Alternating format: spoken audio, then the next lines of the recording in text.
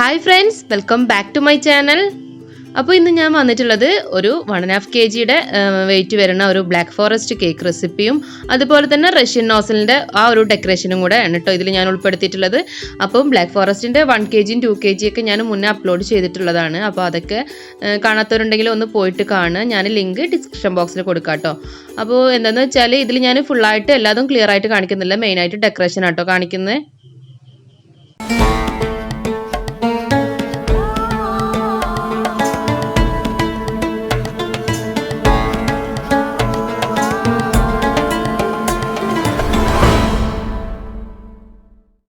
അപ്പോൾ ആദ്യം തന്നെ നമുക്ക് കേക്ക് ഉണ്ടാക്കാനായിട്ട് തുടങ്ങാം. അപ്പോൾ അതിനായിട്ട് ഞാനിവിടെ ഒരു ബൗളും അരിപ്പ എടുത്തിട്ടുണ്ട്.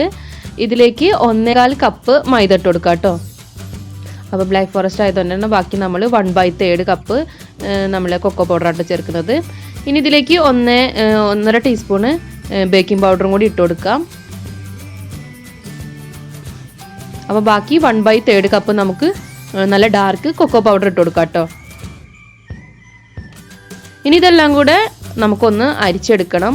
അപ്പോൾ ഇതുപോലെ ഒരു ബൗൾ വിസ്ക് വെച്ചിട്ട് നന്നായിട്ട് തന്നെ ഒന്ന് അരിച്ചെടുക്കാം. അപ്പോൾ ഇങ്ങനെ ഒരു 3 പ്രാവശ്യം അരിക്കുക.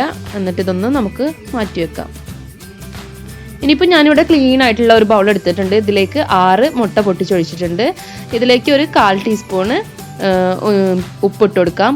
അതുപോലെ തന്നെ 1.5 ടീസ്പൂണ് വാനില എസൻസും കൂടി ഒഴിച്ചു കൊടുക്കാം. എന്നിട്ട് നമുക്ക് ബീറ്റർ ഓൺ ആക്കി തുടങ്ങാം കേട്ടോ.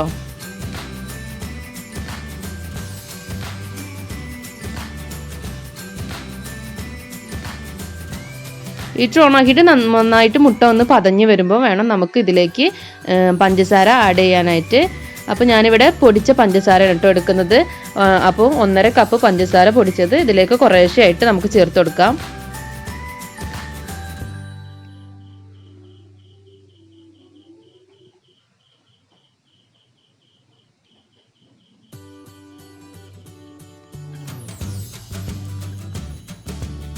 പഞ്ചസാരയൊക്കെ നന്നായിട്ട് ആ എഗ്ഗ് മിക്സിലേക്ക് നന്നായിട്ട് യോജിച്ച് വന്നിട്ട് നന്നായിട്ട് ഫ്ലഫി ആയിട്ട് പതഞ്ഞ് വന്നിട്ടുണ്ട്. അപ്പോൾ ഇത് ഇനി നമുക്ക് ബീറ്റർ ഒന്ന് ലോ സ്പീഡിലേക്ക് മാറ്റിയിട്ട് ഇതിലേക്ക് ഒരു 1/4 കപ്പ് ഓയിൽ ഒഴിച്ചു കൊടുക്കുക. അപ്പോൾ ഞാനിവിടെ സൺഫ്ലവർ ഓയിലാണ് കേട്ടോ എടുത്തിട്ടുള്ളത്. അപ്പോൾ അതും കൂടെ നമുക്കൊന്ന് ഒഴിച്ചു കൊടുക്കാം. ഓയിൽ ഒഴിച്ചു കഴിഞ്ഞാൽ ബീറ്റർ 1 മിനിറ്റ് ബീറ്റ് ചെയ്താൽ മതി. എന്നിട്ട് നമുക്ക് ഓഫ് ചെയ്തതിന് ശേഷം നമ്മൾ മാറ്റി വെച്ചിട്ടുള്ള ഡ്രൈ ഇൻഗ്രീഡിയൻസ് ഇതിലേക്ക് കുറേശ്ശെ ആയിട്ട് ചേർത്ത് കൊടുക്കുക.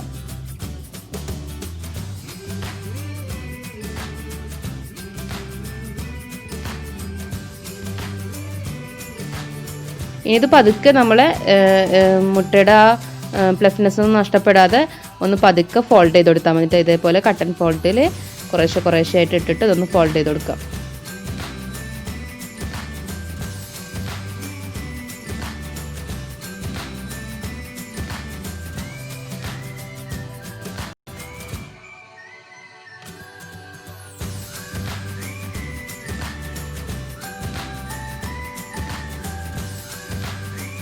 ഇനി നമുക്കിതുപോലെ സ്പാച്ചില വെച്ചിട്ട് ഇതൊന്ന് നന്നായിട്ട് തന്നെ മിക്സ് ചെയ്ത് കൊടുക്കണം.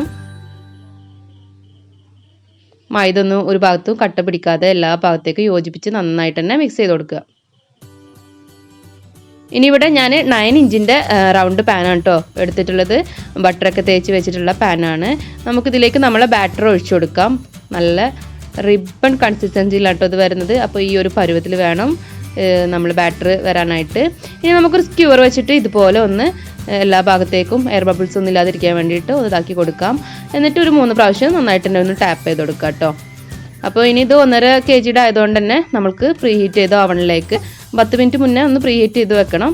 അപ്പോൾ അതിലേക്ക് 180 ഡിഗ്രിയിൽ ഒരു 35 മുതൽ 40 അല്ലെങ്കിൽ 45 മിനിറ്റൊക്കെ വേണ്ടി വരും കേട്ടോ.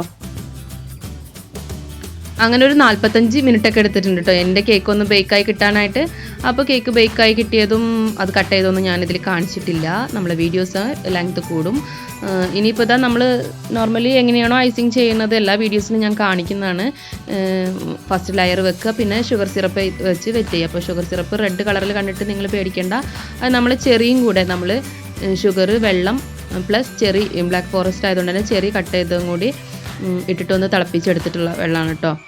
തിളപ്പിച്ചതിന് ശേഷം തണുപ്പിച്ചെടുക്കണം. അപ്പോൾ അതും കൂടി ഇട്ടിട്ടുള്ള ഷുഗർ സിറപ്പും വെച്ചിട്ട് നന്നായിട്ട് വെറ്റ് ചെയ്തിട്ട് ഇതുപോലെ ക്രീം അപ്ലൈ ചെയ്ത് കൊടുക്കുക. പിന്നെ നമ്മൾക്ക് അതിൻ്റെ ഉള്ളിലെ ഫില്ലിംഗ് ആയിട്ടുള്ള ഡാർക്ക് ചോക്ലേറ്റ് ഗ്രേറ്റ് ചെയ്തതും അതുപോലെ തന്നെ ചെറി കട്ട് ചെയ്തതും ഇട്ട് കൊടുക്കുക. 3 ലെയറും കൂടി ഒന്ന് സെറ്റ് ചെയ്തെടുക്കുക.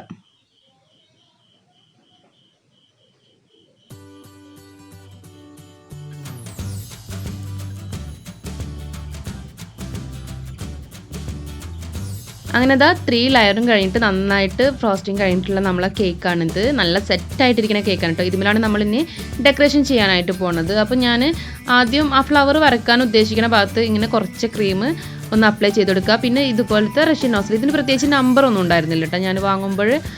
പിന്നെ ഞാനും തന്നെ ഈ ഒരു കേക്കിലാണ് ആദ്യമായിട്ട് ഇതൊന്ന് അരച്ച് നോക്കുന്നത്. അപ്പം കുറച്ച് ബുദ്ധിമുട്ട് തന്നെയാണ് കേട്ടോ. റോസ് പെറ്റലിൽ വരക്കണതിനേക്കാളും എനിക്ക് നന്നായിട്ട് ബുദ്ധിമുട്ട് ഫീൽ ചെയ്തിട്ടുണ്ട്. പിന്നെ പ്രത്യേകിച്ച് ഈ ക്യാമറ ഓൺ ആക്കിയിട്ട് ചെയ്യുമ്പോൾ ഞാൻ എപ്പോഴും പറയുന്ന പോലെ തന്നെ നമ്മൾ വിചാരിച്ച പോലെ അങ്ങോട്ട് ക്യാമറയിൽ കാണുന്നുണ്ടോയെന്ന് അറിയുകയും ചെയ്യില്ല.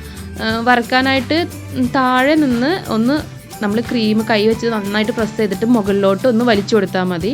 അപ്പോൾ ആ ഒരു ഡിസൈന് നമ്മൾക്ക് ഈ ഒരു ക്രീമിൽ കിട്ടും. ഇത്രയേ ഉള്ളൂ സംഭവം.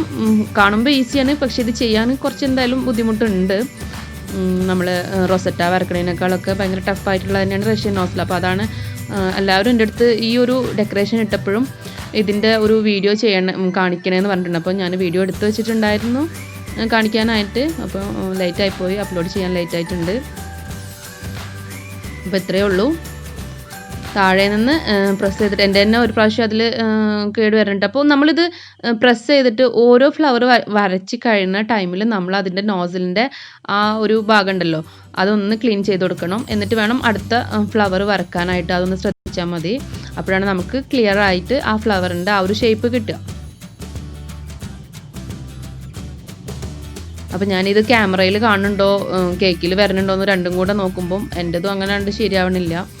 പിന്നെ ഞാൻ കുറച്ചൊക്കെ വരച്ചതിന് ശേഷം നിങ്ങൾക്ക് കാണിച്ചു തന്നതിന് ശേഷം ഞാൻ ക്യാമറ ഓഫ് ചെയ്തിട്ട് ബാക്കി കണ്ട് ഫുള്ളായിട്ട് ഡെക്കറേഷൻ ചെയ്യാം കേട്ടോ ചെയ്തിട്ടുള്ളത്. അപ്പോൾ നിങ്ങൾക്ക് കാണാൻ പറ്റും. താഴെ നിന്ന് പ്രസ് ചെയ്ത് ക്രീം ഒന്ന് പ്രസ് ചെയ്ത് കൊടുക്കുക, മുകളിലോട്ട് നമ്മൾ വലിച്ചു കൊടുക്കുക.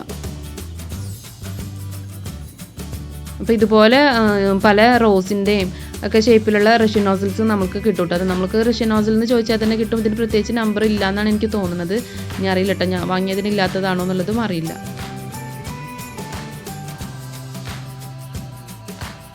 അപ്പോൾ ഈ ഒരു ഡിസൈന് ഇതാണെങ്കിലും ഈ ഒരു നോസിൽ ഡിസൈന് നല്ല ഭംഗിയുണ്ട് കേട്ടോ കാണാനായിട്ട്. അപ്പോൾ നിങ്ങൾക്ക് ഇതുപോലെ തന്നെ വേണമെന്നില്ല, ചുറ്റിലും കൊടുക്കാനാണെങ്കിലും അല്ലെങ്കിൽ ഒരു സൈഡ് ഫുള്ള് ഒക്കെ കവർ ചെയ്യാനായിട്ടൊക്കെ നല്ല ഭംഗിയുണ്ട് കാണാനായിട്ട്. ഫുള്ളായിട്ട് ചെയ്ത് വരുമ്പോൾ നല്ല ഭംഗിയുണ്ട് കാണാനായിട്ട്. പിന്നെ നമ്മൾ എടുക്കുന്ന ക്രീം നല്ല സ്റ്റിഫായിട്ടിരിക്കണം, എന്നാലേ ഇത് ചെയ്യുമ്പോൾ റെഡി ആയിട്ട് വരുള്ളൂ കേട്ടോ. അപ്പോൾ ഞാനതുപോലെ ഫുള്ള് ആ ഒരു ഏരിയ കവർ ചെയ്തതിന് ശേഷം പിന്നെ എല്ലാത്തിനും നമ്മളെ ലീഫ് നോസിൽ വെച്ചിട്ട് ലീഫ് ഗ്രീൻ കളറിൽ ലീഫും കൂടി വരച്ചു കൊടുക്കുക ചെയ്തത്. ബാക്കി നമ്മൾ അവിടെ ഭാഗത്ത് നമ്മൾക്ക് ബർത്ത്ഡേ എന്തെങ്കിലും എഴുതാനുള്ള ആ ഒരു ഇത് എഴുതുകയും ചെയ്യാം. അപ്പോൾ അത്രയും ഞാൻ ഈ സൈഡാണ് ഫുള്ളായിട്ട് ഡെക്കറേഷൻ ചെയ്തെടുത്തത്. അപ്പോൾ കാണാൻ തന്നെ ഒരു ഭംഗിയുണ്ട്.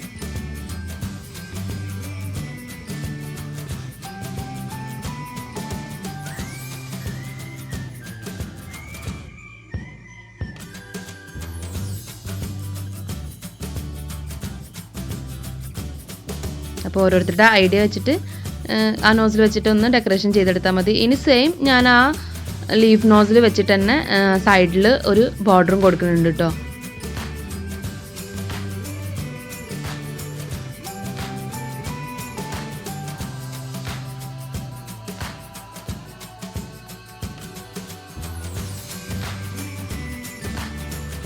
അപ്പോൾ ഇത്രയേ ഉള്ളൂ നമ്മളെ റഷ്യൻ നോസിൽ ഡെക്കറേഷൻ.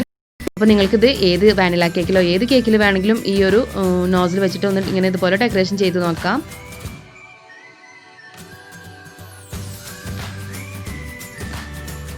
അപ്പോൾ ഇത്രയേ ഉള്ളൂ ഈ ഒരു കൊച്ചു വീഡിയോ. നിങ്ങൾക്ക് എല്ലാവർക്കും ഇഷ്ടപ്പെടുമെന്ന് കരുതുന്നു. ഇഷ്ടപ്പെട്ടാൽ എന്നും പറയുന്ന പോലെ തന്നെ ഒന്ന് ലൈക്ക് അടിക്കുക. അതുപോലെ നിങ്ങൾക്ക് എന്തെങ്കിലും ഡൗട്ടോ കാര്യങ്ങളൊക്കെ ഉണ്ടെങ്കിൽ താഴെ കമൻറ്റ് ബോക്സിൽ ചോദിച്ചാൽ മതി കേട്ടോ. അപ്പോൾ ഞാൻ റിപ്ലൈ തരുന്നതായിരിക്കും. അതുപോലെ നിങ്ങളിതൊന്ന് നിങ്ങളുടെ ഫ്രണ്ട്സ് ആൻഡ് ഫാമിലിക്കൊക്കെ ഒന്ന് ഷെയർ ചെയ്ത് കൊടുത്തിട്ട് വേണം കാണാനായിട്ട്. പിന്നെ ഇതുവരെ എൻ്റെ ചാനൽ ആരെങ്കിലുമൊക്കെ സബ്സ്ക്രൈബ് ചെയ്യാതെ കാണുന്നുണ്ടെങ്കിൽ പ്ലീസ് ഒന്ന് സബ്സ്ക്രൈബ് ചെയ്തിട്ട് സപ്പോർട്ട് ചെയ്യണേ. കൂടെ കാണുന്ന ബെല്ലൈക്കണിൽ ഓൾ എന്ന ഓപ്ഷനിൽ വേണം ക്ലിക്ക് ചെയ്യാനായിട്ട്. അപ്പോഴാണ് ഞാൻ പുതിയ വീഡിയോസൊക്കെ അപ്ലോഡ് ചെയ്യുമ്പോൾ നിങ്ങളുടെ ഫോണിൽ നോട്ടിഫിക്കേഷൻ കിട്ടുള്ളൂ. മറ്റൊരു നല്ല റെസിപ്പിയുമായി കാണുന്നത് വരേക്കും ബൈ ബൈ.